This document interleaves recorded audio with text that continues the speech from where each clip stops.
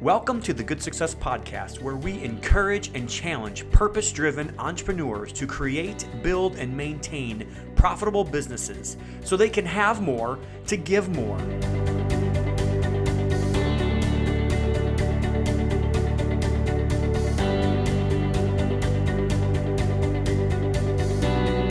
Our motto is to be a conduit, not a bucket. Work to have to give. We hope you enjoy the show. What's going on, everybody? Welcome back to the Good Success Podcast. And today I have got a really cool guy, Derick Van Ness, and he is going to talk to us about money. A lot of my podcasts kind of skip over money. We talk about purpose. We talk about why you do what you do. We talk about making sure that your operations are good in your business. We talk about a lot of, mindset stuff, but when it actually comes to the topic of money, we don't have a lot of people that have been on the podcast. So I'm excited to have Derick on with us today. So welcome, Derick, to the show. Happy to be here, Tom. I'm excited. Well, thank you so much. And he is from Big Life Financial, and he calls himself a wealth strategist. Right. So just before we get started, I know I'm going to get into this a little later, but what is a wealth strategist?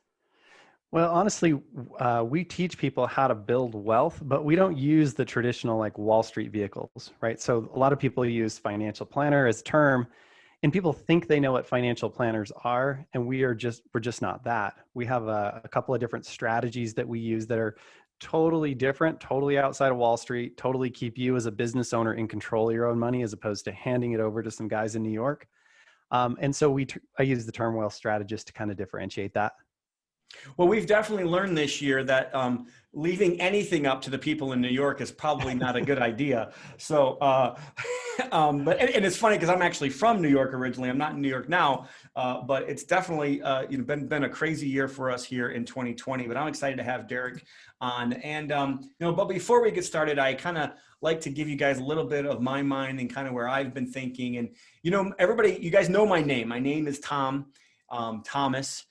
And biblically speaking, there wasn't a lot of Toms in the Bible, but the only ones that really stand out is a man named Thomas. He was one of the disciples, and he's actually nicknamed Doubting Thomas.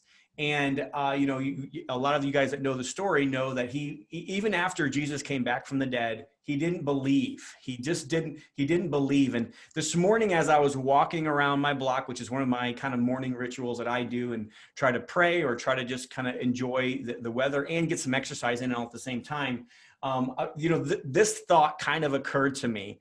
And, one of my favorite books outside of the Bible, most of you guys know, is The Go-Giver. I even named one of my events after it. The Community Go-Giver is one of the events that we have here at Good Success, where we kind of show people what we're doing to flip the city of Gary, Indiana, and how you can either come a part of it and do it with us, or maybe you can do it yourself, or maybe you can go back to your own community and use real estate to have a positive impact on your community. But for me, I'll be honest with you, like there has been throughout my whole life, there has been a little bit, always these little doubts. If you study the Enneagram, I'm a 6 on the Enneagram, which literally is the person that talks about, that's always scared that something's going to happen. Everything could be looking like it's going to be perfect, but I'm still looking for that one thing that might not go the way I'm supposed to go. And, right now in our life, in our business, one of my other businesses, Olson Group, for instance, we have 26 houses right now under contract to sell. And it's that's a big month for us. That's not like normal. We're normally doing like 8, 9, 10.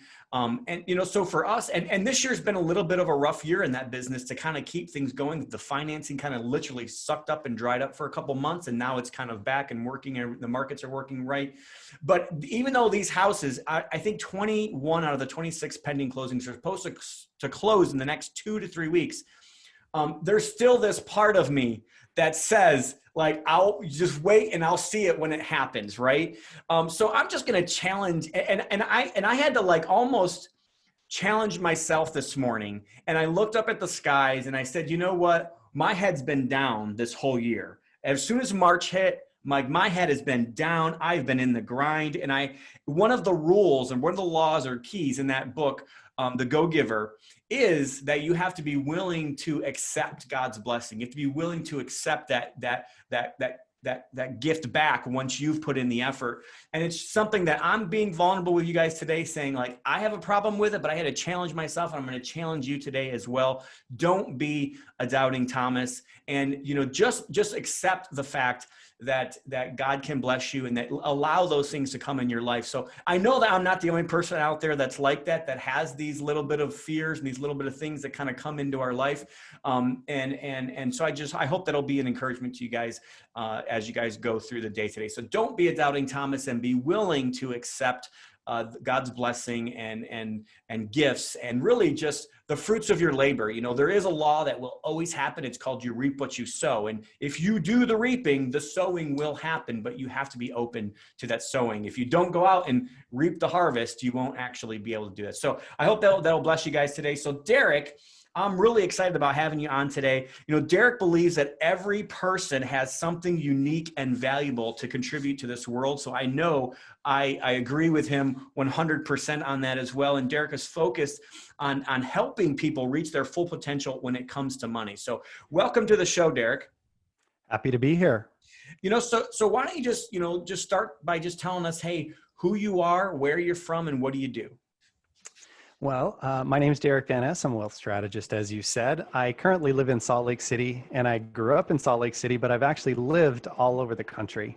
So lived in San Francisco, Los Angeles, Austin, Houston, New York City, San Diego, Washington, D.C., and now back here close to family to be close to home. And what I do is I help people to get money out of the way so that they can live a big life. Like you've said, you talk about purpose a lot. And what I find is for a lot of people, money gets in the way of purpose, right? I have to do this thing. I have to make this money.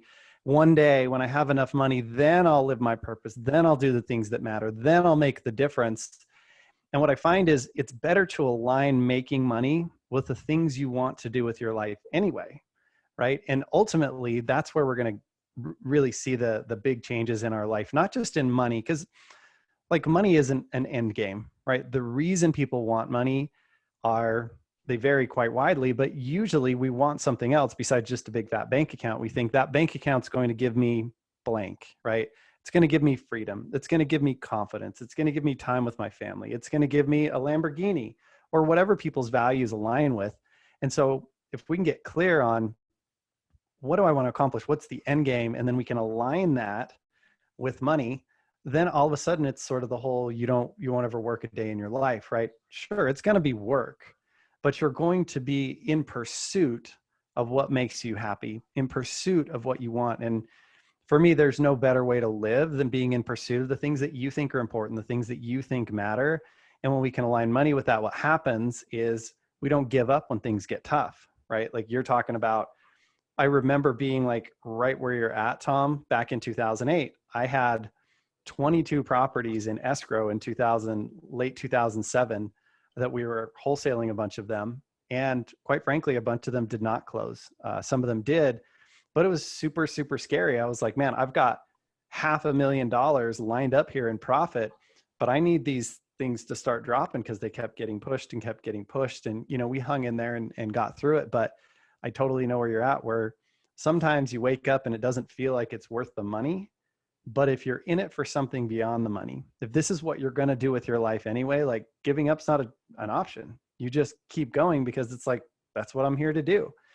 And I think that powers us internally so much more so than like that external, I want the material things. And listen, I love material things. I love nice clothes. I like to go and do fun things and vacation and travel and eat good food and all that stuff. But ultimately I can be very happy without that if I've got meaning and drive, if I've got good people and I've got health and my faith, right? You put that stuff together, the money's here to just enhance all that stuff, but you don't need like billions of dollars to be realizing that. So I think, being really clear on how do we align the two is something that we like to teach people. And some of the strategies that we teach, some of the stuff we teach is just tax strategy and how to get money back from the government and all that kind of stuff. But a lot of it is really like, how do I put money in places where we can use it and align it with what we're trying to create in the world? because I do think that where you spend your dollars, where you invest your dollars, where you save your dollars, helps to dictate which companies get perpetuated. So I know I kind of opened up a huge thing, but that's really my thing. Get money out of the way so you can live the life you're here to live a big life, make the difference you're here to make. Yeah. So like, I think most people believe that there's this process of life that you have to go through that says like the first part of the process is survival mode, right? So you're just surviving, and then someday I'm going to thrive, right? And then once I thrive, then I can actually matter, and then I can actually do things of significance, and then I can do things that matter. But like, so for me, me purposely, on purpose, I tried to flip that upside down. So let's figure out like what really matters in this world. What do I really want to be known for on my deathbed? What do I really want my children's children to know about me, or the world to know about me? And who is going to live their life thanking God that I live my life? So like, and then everything I do has to kind of like be inside of that funnel that aligned with my core values and the things that I want to do is things that, so I kind of say, focus on what matters first, and then you thrive. Like you never have to worry about surviving because you'll always have enough if you're helping other people get what they want. I mean, I think it's one of those, those great quotes that you hear all the time. I'm not sure if it was Jim Rohn or Zig Ziglar that said it, but if you help enough other people get what they want, eventually you'll get what you want. And that's kind of, I think what you're saying here.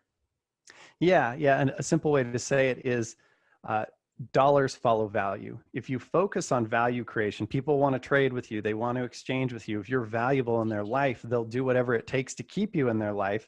And so I think the goal here is if you focus on value creation versus just the money, because a lot of times the money, we start doing things that don't align with who we are to get to the money. If we just focus on creating value, genuine value for other people, the dollars will follow. People will pay for it. And it's a much easier way to align things. So that's something I always keep in mind, like what's most valuable to my audience? How can I help my clients the most? Even if it's not what I already do, is it something I can learn or want to learn or create a program around or create structure for them? Like I'm constantly asking myself that question, and it really leads to a lot of things that I would not have created otherwise, right? Because at first I may not even know how is this going to be profitable, but I know if I create the value, the dollars will show up.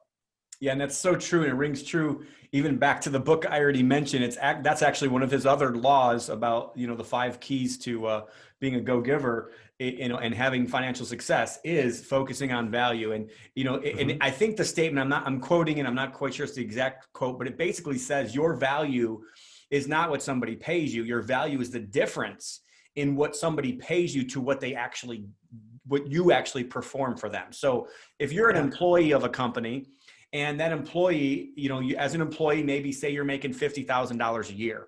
Your value isn't $50,000.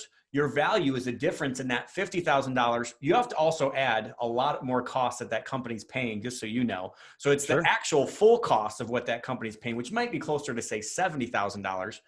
And then you have to look at what do you actually bring to the company. So if you bring $100,000 to the company, your true value in that equation is $30,000.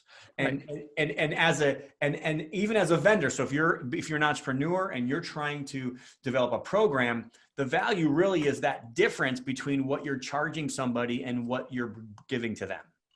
Yep.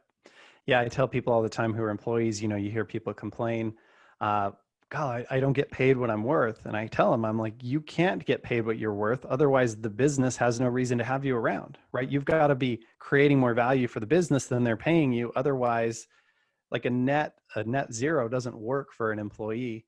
And you can take that same mindset as a business owner, of course, and for your clients or whoever you serve. And even for your employees, you have to be creating more value for them than they're putting in, or else they'll just go work somewhere else. Right. So we want to be we call it being a producer, someone who seeks to create more value than you take away at every transaction, every engagement, versus a consumer, which is someone who's always trying to take more than they give. And we all know that guy when he shows up at the party, right? He shows up empty-handed and eats all the food.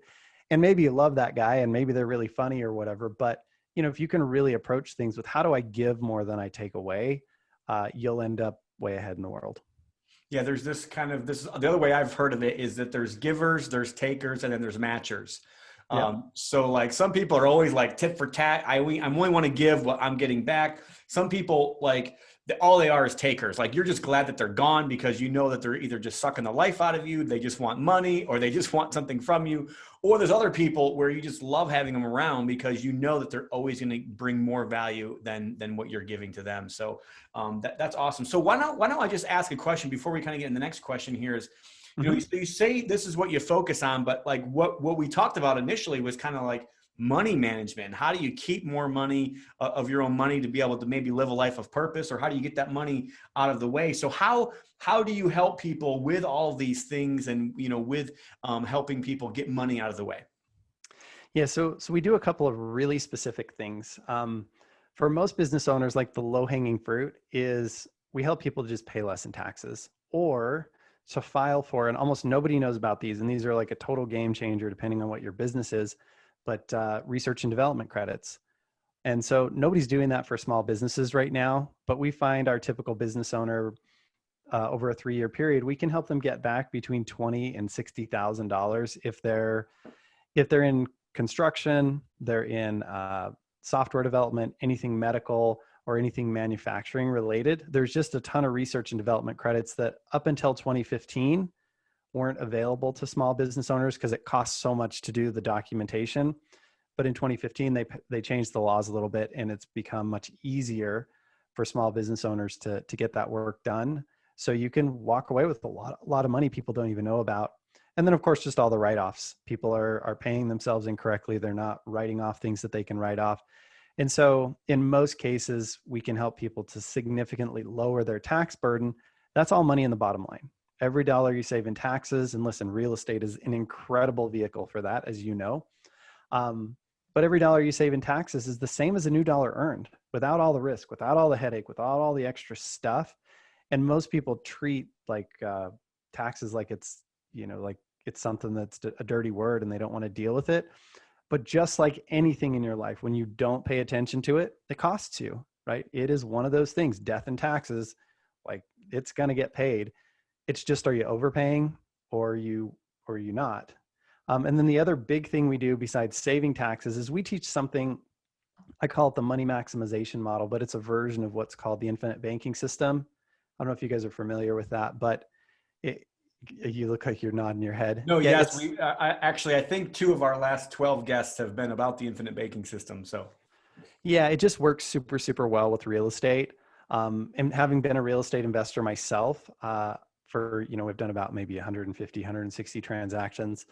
What I find is that it's just a great way as you're saving up for your next rental property, or if you want to be a private money lender, or you want to do all these things, it's a great place to store your cash, grow it in a tax advantaged way. If you do it right, you may never pay taxes on any of that growth, but then you can take the money, you can use it for your real estate deals, for your lending, to run your business, to do all the other things that you want to do in your life, things you are already going to do anyway. You've got a guaranteed rate of return, you've got tax savings, you've got liquidity, and if worse comes to worse, it does come with life insurance, right? Mm-hmm. And just teaching people, how do you use that? How do you structure it? And understanding how to keep your dollars essentially working for the rest of your life. Like once they go into that system, they're either working inside the insurance policy, or they're working inside the equity of a property or a car or a piece of equipment or whatever you're spending it on. It just keeps those dollars working the rest of your life. So it's a super powerful system. We just happen to couple it with the tax advantage thing because taxes are the biggest cost in most people's lives. And so if we can give you a big home run up front, you've got all this extra cash. Now you're thinking, what do we do with it?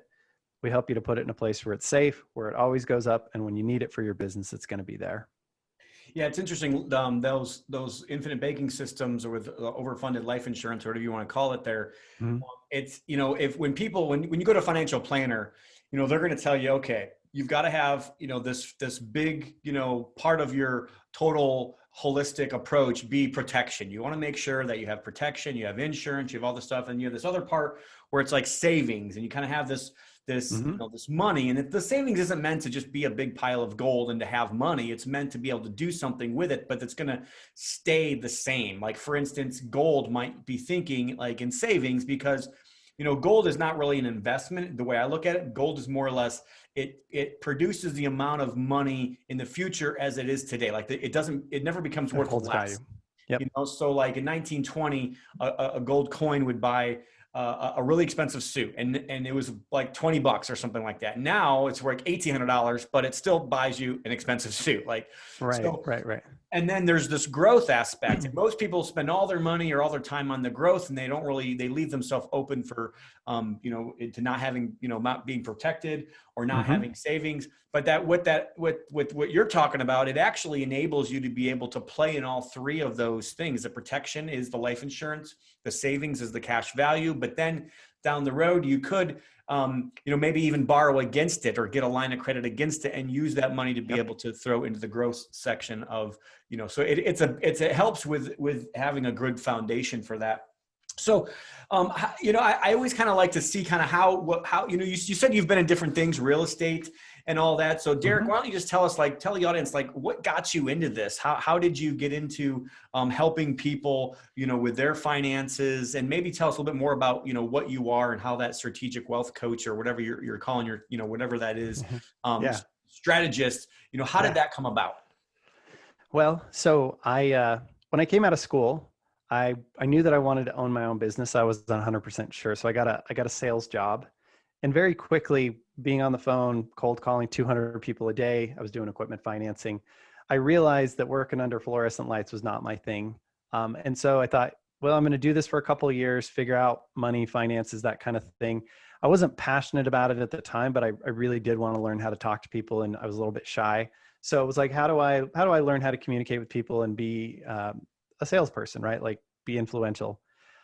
Then I saw the real estate opportunity, in the sense that, like, I did this before flipping was a thing. This is like 2001. I just thought if I could buy a house and fix it up and resell it, then I can make $20,000 a pop. If I can do that 2 or 3 times a year, I'm making as much as I do at a job. And it sounds like a whole lot better way than grinding it out for 12 hours a day on the phones, right? So I just kind of fell into that. I had a construction background, so it was kind of a natural fit. And then all of a sudden I realized real estate investing can be like a whole business. So I got into that. And where I'm going with this is, when I got into that business, I started to realize, when I invest in myself, because I started with real estate education, and it's like, okay, I spent $2,000 for this course, but now I can go out and I can do real estate and I can make a lot of money, right? And so I spent quite a bit of money on investing in myself and growing. Some of that became business training. Some of that became personal development. Some of that became, higher purpose, bigger thinking coaching, and all kinds of nuts and bolts and different things along the way. And what I discovered was, as I was learning all this, I wanted to share it with my friends. I wanted to teach other investors. So I started doing a bunch of that. And then 2008, 2009 happened, and we all know what happened there with the mortgage meltdown. I was in Southern California, got hit by a snowmobile while snowboarding, and was laying in bed as the market was crashing all around me, while I had, I think I had 16 fixes and flips going. So I was losing about 70 grand a month, which is pretty awesome. And so out of all that, I got a lot of purpose. I got a lot of clarity about what was important to me. And when it was all said and done, and my real estate kind of got wiped out at that point, I had to figure out what I wanted to do. And what I realized was, I really loved helping people. And I really loved helping people be more successful financially, because when I found that when people were investing in themselves and growing financially, they were happier, they were better parents, they were better humans, they created jobs, they went out and did things that were purpose-based. And I wanted to give that to people, because honestly, I really wanted it for myself again. And so that's kind of how I got on this track. A good friend of mine, his name's Garrett Gunderson. He hired me. He said, Derick, you've got the real estate background, you've got the business background, you've got the personal and sales background. I need you to coach these business owners. So I pulled into his structure, learned a ton from working with them, and then just kept going with it. Eventually we parted ways on a business level. We're still best of friends, but that's how I got into it, was just realizing that I loved working with people. I even went back into real estate for a couple of years, and like, I like real estate. I think it's a fantastic vehicle, but helping people is way more important to me than helping houses. So I just fell in love with helping people and turning on the lights about this stuff, so that they can see freedom, see excitement, get re-engaged with life, instead of feeling like they're on a treadmill, just going and going and wearing themselves out, but not getting anywhere. Awesome. It's really interesting. And it's kind of funny. I talked to Jared, who helps run my Olson group of companies. I've got 7 different companies here, but Jared, you know, the way he sells real estate and the way he thinks of it, and it's great because it's exactly what you're saying is when we're selling real estate, we are not selling real estate because we focus on building rental portfolios for investors. And what we're focusing on is we're not selling a house. We're not selling a neighborhood. We're not selling anything. What we're really selling is money. Yeah. Selling an income stream. Yeah, exactly. So, so you have to really know, what, and that's what we focus on. We're focusing on like, how in the world can I help other investors that want to have financial freedom by offering them, the full turnkey. Another one of my companies is a property management company that, and I think the property management company is the steward. They're supposed to steward and try to, act the way the owner would act and manage the way that the owner would manage. But it is really, really true that we always have to focus on, what are we really offering our clients? Well, how can we give them a better experience? How can we make them happier? And how can we, and then there's some times where you have to say, hey, well, there's some clients I just can't serve. I can't serve everybody. Yeah. And, occasionally, we have to send out those disengagement letters because we're not. And the reason why most of the time, what I've found out, so we have actually sent out 7 disengagement letters in the last 3 years. And I looked at the common denominator, and the one common denominator that I could find in that particular company was that out of the 7 of them, 6 were actually active in real estate outside of their, outside of what they were doing with us. And so I said, you know what, I can't offer as much value to you because you know too much. You have the ability and the network maybe. It's so funny. I remember one lady saying, I can't believe you're paying $110 to have my unit cleaned. I can get it done for $80. And I'm like, is this really like, is this what we're talking about here?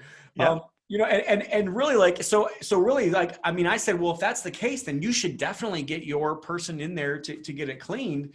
And so I really had to focus on the customer that I really wanted to work with in that business is really the person that's making the money somewhere else. And they're using this as a passive income stream. And I know I can offer way more value to them because they don't have time to be able to go find that cleaner that can clean somebody's house for $80 versus a $110. So, I mean, and that's not to say I shouldn't be out there trying to find that lady that will do it for $80. Absolutely. Like it's totally fine for us to try to get better, and we should be. But you're absolutely right when it comes to that. Yeah. I mean, your client is not usually somebody who you're going to be competing with on some level, right? Like if they're looking at, can I do it better than Tom can do it? That's a kind of a contentious relationship, right? So maybe, like you said, that's just not who you're here to serve. It's for me to try and service someone who's an investment advisor and he thinks, oh, well, when the market's going up, I can make a little bit more than I can with these things that you're teaching me. And it's like, okay, then just go do that. We don't need to work together. It's okay. Absolutely. And you don't need to serve everybody.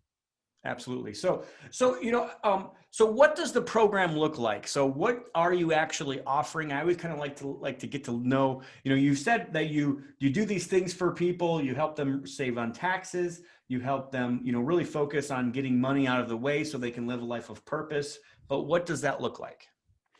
Yeah. So we have a process that we call the potential to profit process. And the potential to profit process is really, it's a system that we take people through. So we start off and we look at cash flow, right? Money in, money out. A ton of people, really entrepreneurs, a lot of times they either focus on the top line or they focus on the bottom line. So they're either like trying to just, I just need to bring in more money. And it's like trying to pour water in a bucket full of holes, right? Like it doesn't matter how much you put in. If there's a bunch of holes in the bucket and you're inefficient, it never gets to the bottom line. The flip side is the guy who like tries to shrink his way to wealth. Right. He tightens down all the expenses. He wants to do everything himself. And he just never puts any water in the bucket.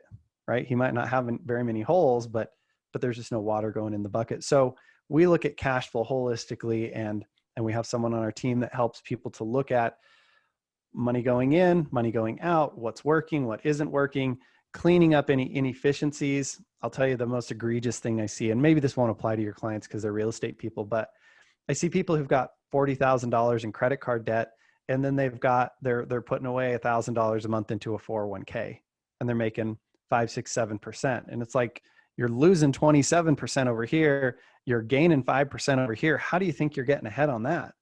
Well, I've got an employer match. Well, and if you're the business owner, you're matching your own money in a 401k anyway. So maybe that's not a good reason to be doing it. But we see those kind of problems all the time. Or people who've got a bunch of debt, expensive debt over here, they've got a ton of equity in their house. They could just refinance it. All of a sudden, like we do that all the time for people. I saw had some clients the other day. They refinanced some equipment loans for their business, and they were chiropractors, and they were redoing their clinic, and they had a bunch of debt on that, and it was expensive. It was like 11% loan or something crazy. So they refinanced that into their house, got a lower interest rate, and their payment actually stayed the same, refinancing all that debt in. But now they didn't have $1,500 a month going to service that other debt. Now they can take that $1,500 a month and go do other things with it. So we do that. We do the tax strategy. I call it a 360 tax strategy. Let's look at what you've done in the past and see if there's opportunities there. How do you make better decisions today and proactively do things so that you can save money in the future? Like taxes are really a proactive thing. And if, once again, Tom, if you're doing a ton of real estate, you do get offset a lot of passive income. But people who have active incomes that have W-2s or whatever, they need other strategies. And we teach a bunch of different ways to use your primary residence and paying your kids properly and paying yourself property with taking dividends instead of just a salary. If they own real estate that's commercial, things like cost segregation can be a really nice fit for them. And then if people who make $400,000, $500,000, $600,000 a year taxable, like once you've written off all the stuff and you still got this big chunk of money, there are investments out there that have tax advantages. And I've got an investment advisor that can take people through, and literally where you put dollars in and you get more than $1 back. So it's almost like buying down taxes cheaper. So those are really, really powerful, especially for high income earners. And then we do the life insurance strategy. I call it the money maximization model, because it's where you build up your cash until you're ready to do other things. And then we help people identify what are the types of growth vehicles. Real estate is one of them, that are going to align with the life that you want to live long-term. And so I call it your financial adventure map. What's the life you want to live? How do you want to live? Where do you want to live? Who do you want to spend your time with? Do you want to retire? Do you want to continue to contribute? Like, what's the lifestyle? And how active do you want to be with your investments, your properties or whatever? And then we can align the tools and the structure to create a plan for them to get to that point. Right? It's just, I think a lot of people say, what's the minimum amount of money you need to retire? And then they put together a plan so that if everything goes right, you barely get the minimum you need, right? And that's just terrible. And that doesn't take into account lifestyle or simplicity versus complexity, or do you want to be involved or not be involved, or all those other things. So like for you, if somebody wants to actively manage property, maybe you're not the right fit for them, right? But if somebody wants hands off, and if they want to get, they're willing to do a couple things with your active turnkey system, you guys could be a great fit for them, but like the guy who wants to be active and manage and cut all the corners himself, you're not the right people. So those are the types of things we're looking at so that we can help people create a plan. And then long-term, we have the team that has, can do all the entity structuring, can do the estate planning, can do the other things. Those aren't like part of our core services, but we have a network of people who do that stuff, because eventually you get there, right? Once you build some assets, you want to protect them. You want to make sure that you're going to be able to pass them on to your family. And one of the things we do teach with the banking system is how do you create multi-generational wealth through something like a waterfall trust, where you create a banking system for your kids, and then when they pass away, it gets paid back into the trust, and there's money for the next generation. So you can continue to do that generation after generation for people. So it's kind of a whole process. There are other things people need in their finances that we can help with, but that's the core stuff: cleaning up cash flow, saving taxes, putting your money in a place where it always goes up and has tax advantages, and then identifying the life you want to live and what are the vehicles that can get you there. So basically, I guess let me qualify the question first. Is most of your clients, you're talking with them personally, or is this business? So it's kind of like personal financing for business owners. Okay. Yep. Okay. Yep, So, but you're looking at them personally, I think. I mean, maybe you're we helping are. them in their business as well. I'm just trying to figure out like your specialty more about helping them personally or helping the actual business. More personally. I Okay. mean, obviously the business is a big part of that, but yeah, it's about their personal Right. finances. Well, I thought when we started, this was more on the business side, but now I think you're talking more personal, which is actually exciting because most of the people that come on here are more focused on the business and helping the actual business himself.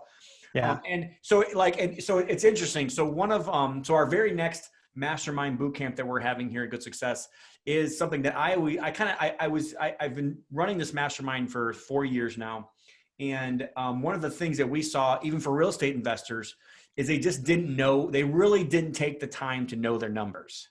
Oh So I'm yeah. like, you know what? Like one of the biggest gaping holes in the real estate industry is they literally don't know their numbers. They love to get on stage and say, I've done 100 deals. And they think that they've made all this money. But then when you actually look at the bottom line, like half the time they don't make any money at all. Maybe they made their salary. Right. But it's such but you're basically kind of doing this personally. And it's Hmm. the guy that's actually writing the book Profit First for Real Estate Investors is actually in the middle of writing it right now with Mike's team with Uh-huh. that company. His name is David Richter, and he's actually going to be our headline speaker at this next mastermind boot camp for that. And Cool. then also I've got another guy, Jared Williams, who's actually, talks about making sure that your investments are biblically based and making sure you're not investing in something that is not honoring to God. And then I Yeah. also got Josh Belk, who's my personal CPA, who's going to talk about some of the things that are, that's changing right now. Like we're seeing the tax law change right now, and making sure that you're Hmm. being prepared for that. But what you're looking at this then, so you're kind of, and one of the things that, I'm sorry, I'm jumping around a little bit because my Yeah. brain's Yeah. going 100 miles a minute, but one of Dave's first thing that he talks about is cash flow in your business. So like, Yep.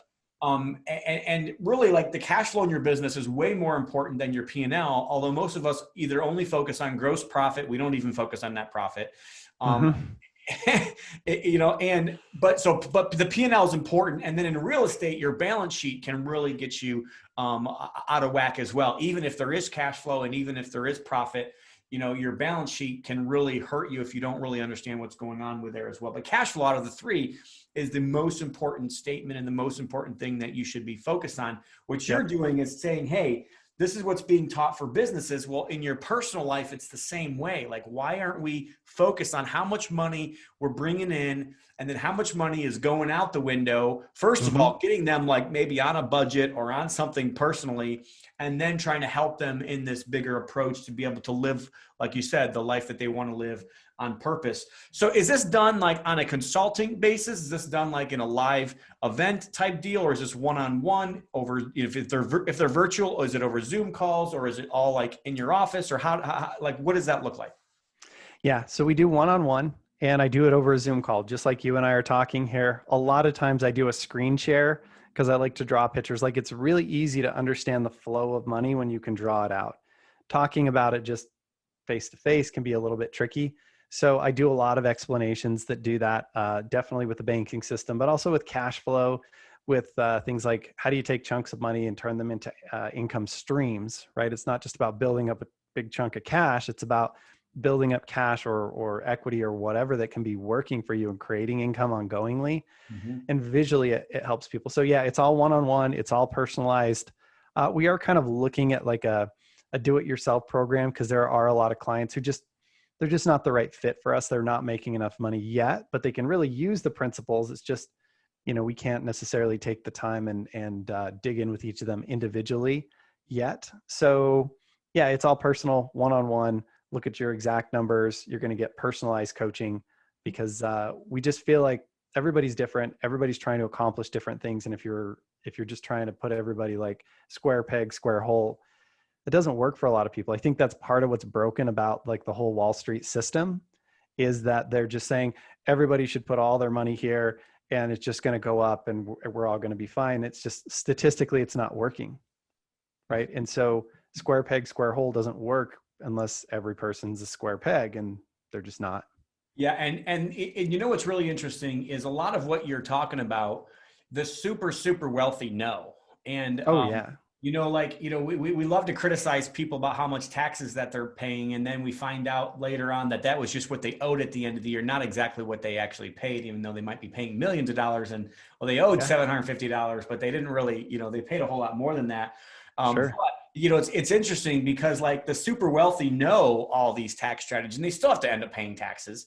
But like, it's the same thing with, with what you just said there. Like, the super wealthy know that they have to put all these things in place. They have to look at this thing even generationally, not just like looking at this today, but they need to look at this generally. What is my grandchildren's going to look like? How is this going to, be passed on Sure. from time to time? Yeah. And so much of that, honestly, like the big misnomer with estate planning is that it's about transferring money. And it isn't. It's really about transferring values, about transferring knowledge. It's about transferring what created the money in the first place. Because my belief is this, and I've seen it play out. If you give somebody money, if the money's greater than the person, it will be a curse. If the person's greater than the money, it will be a gift.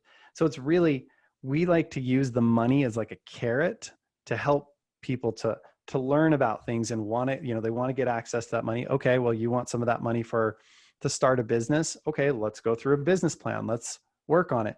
You want to use that to buy your car for the banking system. Let's use this as a way to talk about time value of money. And when the money's sitting in equity in the car, how do you make those dollars earn for you and pay them back in? And, all of this kind of stuff that will educate them. We can even put carrots out there of like certain books we want them to read or certain activities and say, we'll pay you to do these things. Like my father did this. I didn't realize it at the time, but he said, Derick, instead of you working through college at Taco Bell or somewhere like that, he's like, I really want you to learn better skills. So if you can go and get a job in student government, I'll pay you a similar wage than you would get at Taco Bell for you to be working on student activities and organizing groups and creating promotions and building committees and all this kind of stuff. And that skill set has really translated to the real world for me. And it was fantastic because he was essentially paying me to do the things that were going to allow me to grow and be successful in my life. So I think we can use money that way when we're talking multi-generationally to pass on the wealth. And we also teach people to build like a family constitution. I sit on the board of a major trust.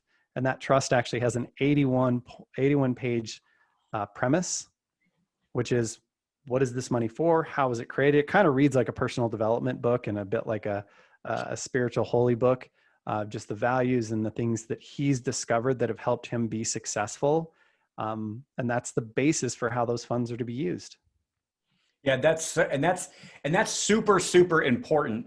It's actually interesting. We actually even had a mastermind this year called the Family Office Boot Camp and Mastermind, and actually created this little thing here. It's called a Good Success, Family Foundations Blueprint. And all this really is kind of getting your family stories, your family's, how you've made the money, your business strategy, how your family made the strategy, and the core values and the things that you really want to be known for, and the significance that whoever created the wealth wants to make sure that they pass on. And it has about 100 questions in here. It's not an easy thing to do, but it's something that this is what the super wealthy are doing.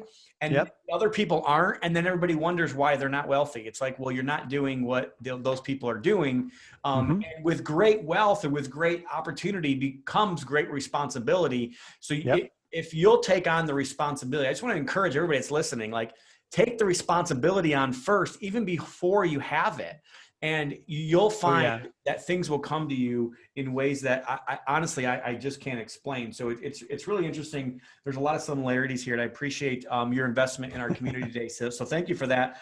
I think everybody that's ever been able to help a lot of other people has always gone through some struggles. There's always been something that's hurt them. There's always been some kind of struggle that they've had to go through. There's always been, a time in their life where they didn't know if they were going to make it normally.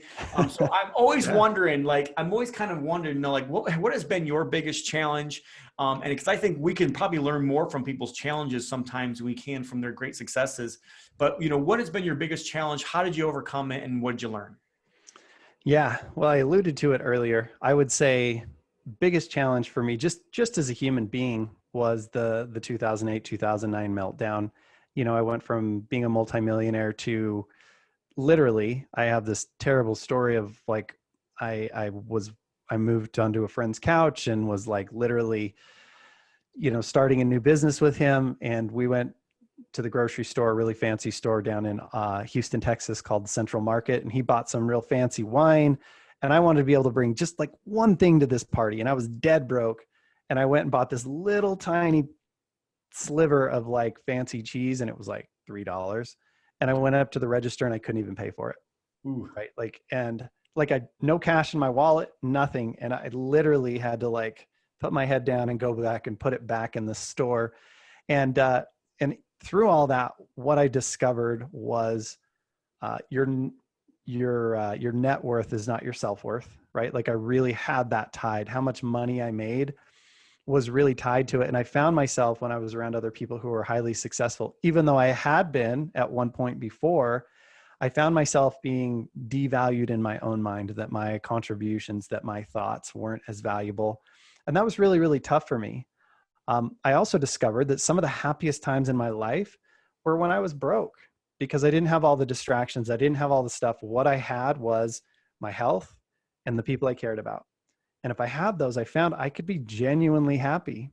And for the sake of the show, I found quite a connection to the divine in that period of time. I had to spend time every single day exercising just to like burn out all the stress. But after exercising, I would spend time in prayer and meditation for at least 10 to 20 minutes every single day. And I just came out of that with such an appreciation for the divinity in everything. I mean, I would come out of meditation and I would look at a blade of grass and I was overwhelmed at the complexity and beauty. And I know that sounds cheesy, but if you've ever had that experience of coming out of it and you just look at a tree or something and you're like, holy cow, like what created this? Where did this come from? There is so much majesty here. It was overwhelming at times, which is, I know that sounds crazy, like especially when you're in the day-to-day world, but you can really get to that point where you're so connected that you see the divinity in everything. And when you start to see that, you realize that you're a piece of that too. You can get through anything. This adversity that you're going through is only here. I believe everything happens for you, not to you. It's here for you to grow. It's here for you to become who you're going to be. And I know we all go through these things, but I think sometimes we forget that, you know, to appreciate the good, you do have to go through the tough times. And of course, I don't like to go through tough times, but when I'm in the middle of them, it gives me meaning to those tough times. It makes it worth it, essentially, to say, you know what, this is a really hard time. Like I know a lot of people are going through a hard time with what's gone on with the pandemic this last year. But if you put the meaning into it and say, you know, how can I grow from this? How can I become better from this? What can I learn from this? Where can I take this unique experience and do or invest in things that are going to matter in my life long-term that I wouldn't maybe normally be able to get to, and really refocus and look for the opportunity? I think you can, you know, I really learned how to do that in that period because that was all I had at the time. It was a really tough 2 years.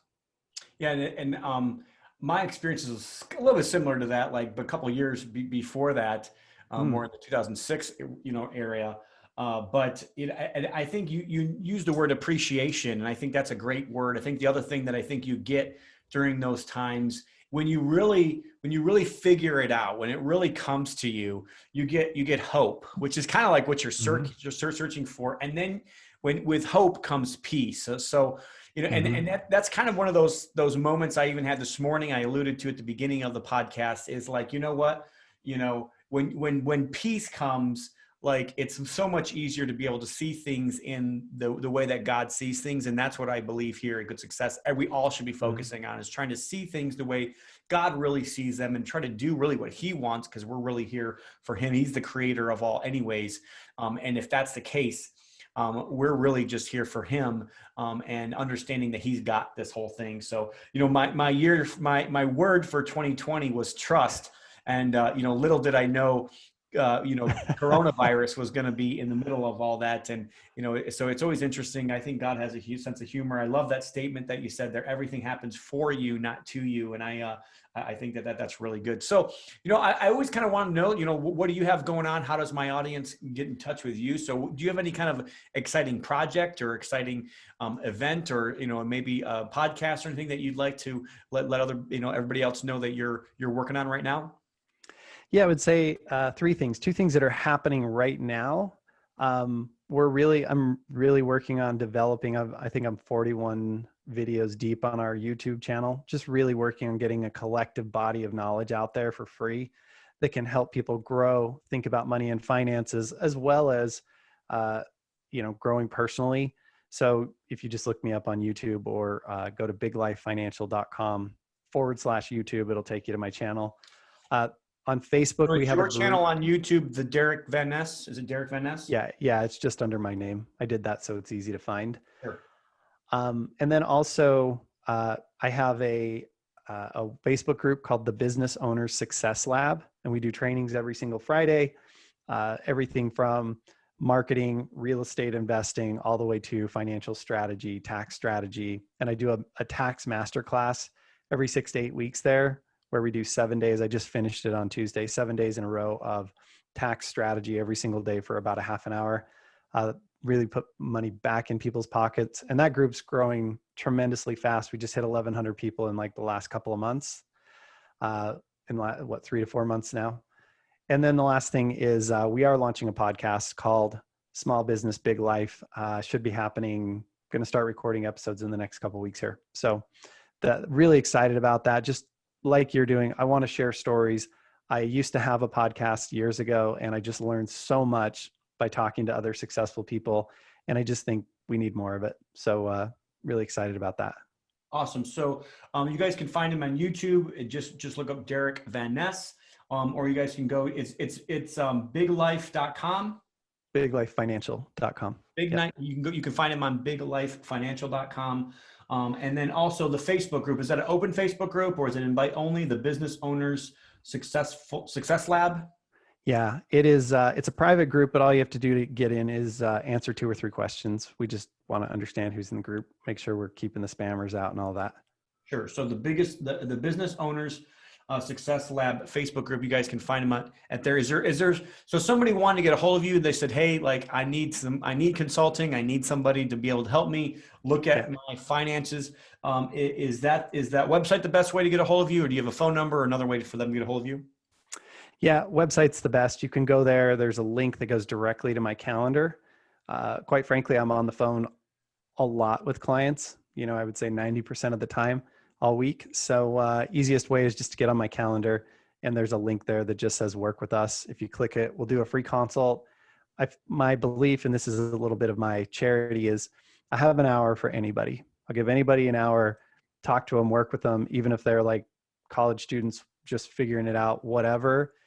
Give them everything I can. If there are things we can genuinely do that I'll actually get paid on, that's great. If not, I like for people to leave our calls with an action plan. So yeah, I would invite anybody to schedule there, and we'll help you any way that I can. Awesome. So that link's going to be linked below, and we're going to try to find those other places. I don't think he has the actual podcast yet, so look out for that as well. Not yet. And Derick, if you do get that podcast, send us the link, and we'll try to make sure that we put those in the comment sections below for all these. So biglifefinancial.com is where you can set up an appointment with Derick and see. And he, like I said, it's a no risk appointment, right? If nothing else, you can just talk to somebody and maybe put you in the next direction of what's the next step for you right now in order to be able to put you on the pathway to financial freedom. And I really appreciate people that are helping other people with financial freedom. I look at financial freedom not as a retirement age, not as something where I'm going to stop being useful to the world. It's more or less like I have my moat, my security, what I need to live on is taken care of without anything that I do. So that way I can go and slay a bigger dragon, or I can go do something else that's more purposeful in this life. So I love people that have, that align with that. So thank you, Derick, for that. My pleasure. Yeah, just get so much satisfaction out of helping people create that confidence you're talking about so they can go after the bigger dragon. It's Love awesome. it. So, we got two more questions we ask everybody that comes on here. I really appreciate your investment in our community today. Thank you so much for your time and energy, and just, I mean, I've written down a couple things myself that I need to kind of even think about personally here. So I appreciate that. But good success is, to me, just the name itself is really important to me. We chose the name so on purpose. We Mm-hmm. wanted people to have the right kind of success. There's so many people out, so much talk about how much money you have. And it's not anti-money. It's not anti-money, but Right. it's making sure that what you have, whatever you're doing, whether it's time, talent, or treasure, is being used, so one of my statements is, be a conduit, not a bucket, work to have to give. That's the process Mm-hmm. that we all should be living. So we always like to ask our guests, when you see that term, and when you think about good success, the right kind of success, what does that mean to you? What does good success mean to you? Yeah, I think it comes back to what we talked about before, and this is a little bit of a cliche, but if people haven't heard it, uh, the idea of focusing on who you're being, because who you're being will create what you're doing. What you're doing will create what you have. People call it be, do, have. And to me, good success is being the person you want to do and doing work that matters to you, right? Solving the problems that matter, things that are important to you. And doing the things that matter to you might also include your faith, your family, your health, those types of things. But really being in a state of contribution and living in a state of meaning. That's awesome. That's a great definition of good success. I love it.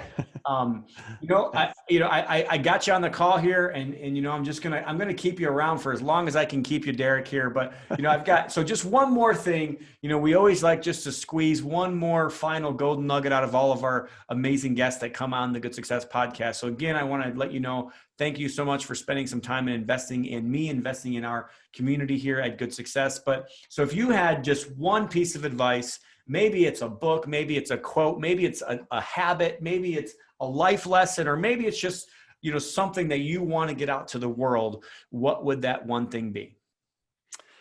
For this group, I think the thing that I would say, and I'm going to go with the financial side of things, is you want to always be systematically saving money. In other words, every time you make money, take some of those chips off the table and set them aside. If you do that, the people who become wealthy are doing that.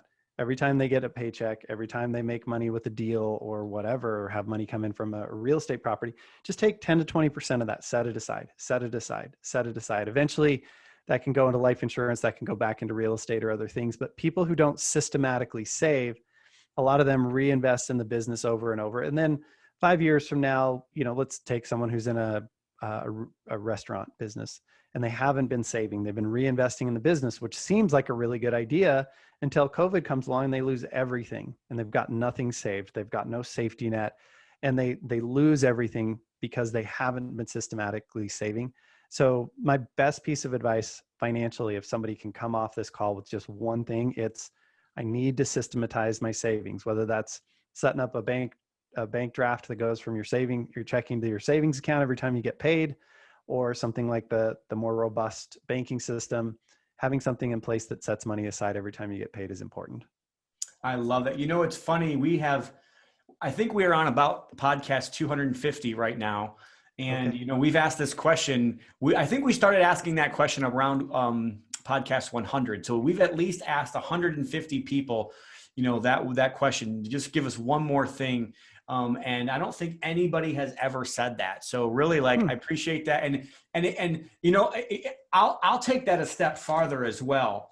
I think that is a key. It really is a key for financial future, not just success, but just like survival sometimes. And I think sometimes when you look at companies over the long haul, it's sometimes it's not the companies that are the most successful for the shortest period of time that really make it. It's the companies that survive that actually make it over the long haul.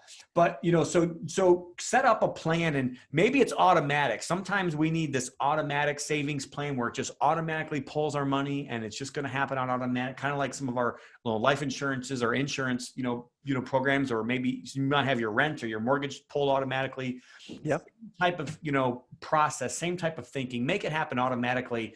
But I do this in addition to this in the savings aspect of things. I do this personally in the giving aspect of things as well. So, and I didn't do that until I heard my pastor say that those that will set it up in small chunks over a long period of time will always give more than the ones that say that I'm just going to give a big chunk when I see the need or when I see things. So if you'll systematically set up something to save, and I'm going to also take that a step farther and systematically set things up to give, you'll find out over a lifetime you'll give way more and you'll save way more than you would have if you wouldn't have set those things up automatically. So thank you again, Derick, for your time. I really do appreciate your time and investment in our audience. We don't have much more time for today's podcast, but I did want to just encourage you all, if you have learned something from this podcast, if you believe that this has been of value to you, that's what one of the things we talked about today is focusing on value. And if you think that you might have some friends that might want to be interested in the Good Success community, I just want to ask you, introduce our community to them. Maybe share this if you're watching this on Facebook or YouTube, or just tell somebody else about the Good Success community and how we are trying to help people become the right people and do the right thing, and with the right people for the right reason, for the right amount of time. Like, that's what we're all focused on here at Good Success. And I hope that you guys will give us a 5-star review, and also, in addition to that, share this on social media and be able to help us out that way. If you guys are interested in becoming part of the Good Success Mastermind, you guys can do one of two things. Either, number one, simply email sales@goodsuccess.com. Junior will get in touch with you, and he can see if you're going to be a good fit for either our virtual mastermind, our local mastermind, or the national mastermind that meets every quarter here in Northwest Indiana, or the virtual mastermind that meets 20 times a year virtually. You also get access to all of our programs, and you also get access to the mastermind virtually as well. If you're interested in those, you can email sales@goodsuccess.com, or you can go to our website, goodsuccess.com, and find out more about us there. That's going to do it for today's episode. Remember to be a conduit, not a bucket. Work to have to give. God bless. We hope you have enjoyed this episode of the Good Success Podcast, and we hope to see you on the next one. God bless.